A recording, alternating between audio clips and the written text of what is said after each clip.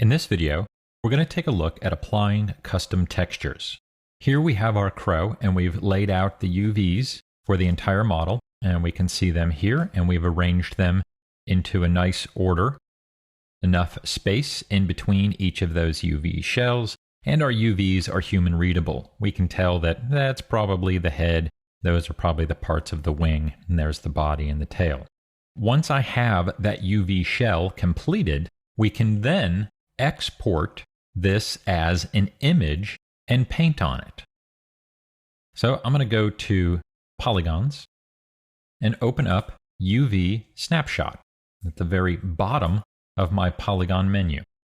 So the first thing I want to do is establish the size of my UV snapshot. Now it's basically going to be the actual size of the image that I'm going to produce here, and that image that I'm going to be producing is what we see right inside of the 0 to 1 texture space. I want this to be a pretty good size. I'm going to make it 2048 by 2048. We only need to type that once. We have keep aspect ratio turned on, so it will keep my texture into a square. And the rest of those values are good. We want a white wireframe, and we're going to anti-alias those lines just so that it looks a little bit cleaner for us. The image format, we can use pretty much any image format here that we want. This is only going to be a template that we'll paint on, so I'm not too worried about the overall quality. I'm going to go ahead and just choose a JPEG. And then up at the top here, we want to make sure that we recognize where that directory is so we don't have to go hunt for it. It should be by default, if you're using your project directory, it should be placed into your images folder. And we're going to call this Crow UVs, and we're all set. Now, the other option we have down here is the UV range.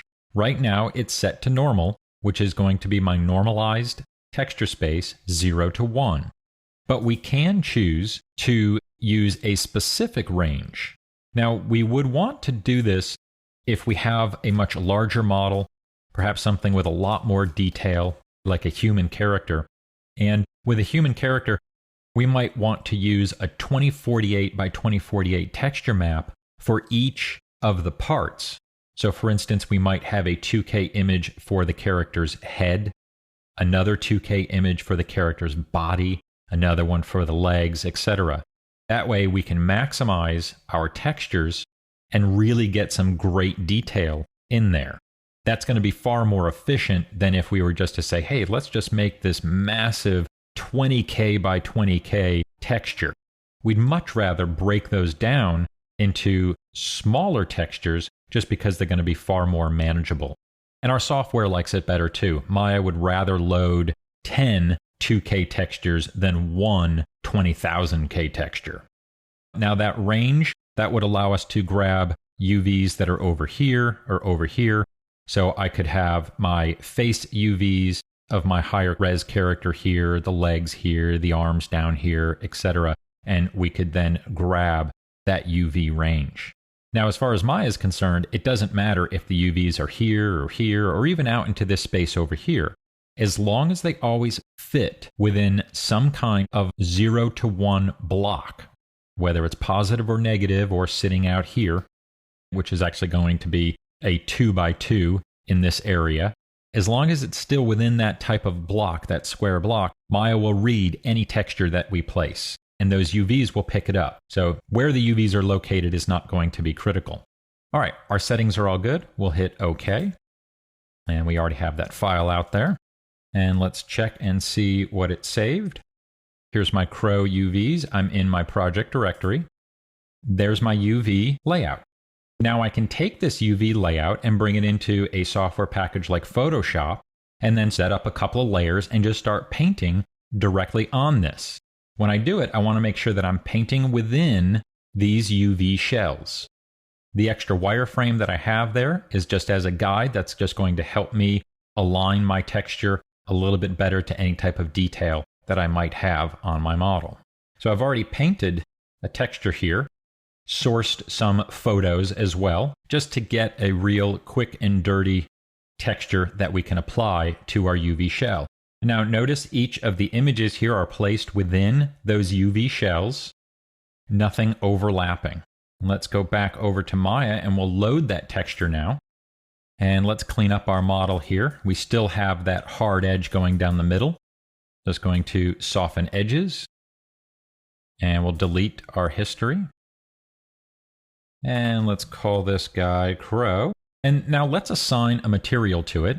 And I'm going to put an anisotropic material on here. And we'll go down and choose from our marking menu, Assign Favorite Material. Now, I don't have anisotropic here, but I'll just go ahead and throw a blend on it. And then in my attribute editor, click on blend, and then just choose anisotropic. And I'm choosing anisotropic just because I want this type of specular highlight. It's not going to be super critical for what we're doing here, but it'll give us a little bit more of a dimension on our character. All right, let's make sure that we're using Viewport 2.0, and now you can see that specular highlight. And let's load up our texture. Back over in the attribute editor, I'm going to go to my color channel, click on the checkerboard texture. That's going to bring up my Create Render Node options, and we want to choose File. That creates another node that's going to generate a file node, and we'll scroll down to where we have image name and choose the browser, and we'll go into our source images folder of our project directory, and we have our image right here. I'll choose that and choose Open. That will then apply that to our character. Now we don't see anything yet. I need to hit 6 on the keyboard, and now that texture will load up. And if we did our painting correctly, it's going to match our UV shells, and so that we don't have any gaps or openings in that texture. And our entire character has a painted texture on him. To make him look a little bit better, I'm going to go back to that anisotropic material, and let's scroll down, and let's add the same texture to the specular value. Click on that Create Render node. I'll choose File, and I'll load that same texture up. And now that specular is much nicer. Now it actually blends in because it's reading that texture map. So now it matches with our color map.